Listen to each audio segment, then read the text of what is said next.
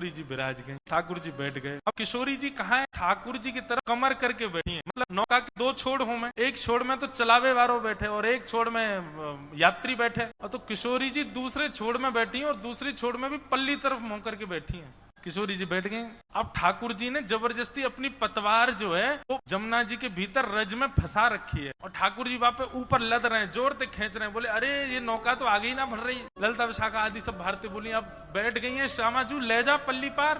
बोले अरे बढ़ना रही है ये आगे, क्यों ना बढ़ रही? बोले तुम्हारी जो स्वामिनी बैठी है गलत बैठी है ये। बोले मतलब? बोले अरे तुम न जानो नौका जो है का वो वायु के प्रवाह से चले। अब पल्ली तरफ मेरी नौका को मुख रहेगा वो चलेगी, वही तरफ तुम्हारी स्वामिनी जो श्वास ले रही है तो वायु टकरा जाएगी, नौका कैसे बढ़ेगी आगे? इनते कहो मेरी तरफ मुंह करके बैठ। शाखा बोली जे कौन सा तर्क है लाला तेरो? बोले मेरा तर्क यही है, मेरी नौका ऐसे चलेगी, इनते कहो इधर की तरफ मुंह करके बैठे तब नौका बढ़े। किशोरी जी तो इशारों करे मैं उतर के आ रही हूँ बाहर। सब कहे नहीं नहीं आप बैठी रहो, नेकी तो बात है, कहा करना पल्ली पार जाके ये अपने घर हम अपने घर, हमारो कहा मतलब ही आते। विपरीत स्थिति में सबको बाप बनाना पड़े, श्यामाजू बैठ जाओ। किशोरी जी ठाकुर जी की तरफ मुंह करके बैठ गई, लेकिन मुंह की भौं चढ़ा रखी है, भौं चढ़ा रखी है, प्रेम भर के नहीं देख रही है। ठाकुर जी ने नौका नेक बाहर लाई और जैसे ही नौका जमुना जी में पहुंची इतने में तो सब सखीन ने धावो बोल दियो, दौड़ करके गई, कोई कहीं ते कोई कहीं ते, और सबरी चढ़ गई वहां में नौका में। जाकू जहां जगह मिली वहीं सबरी चढ़ चढ़ के बैठ गई और कई तो ठाकुर जी की गोद में जाके बैठ गई।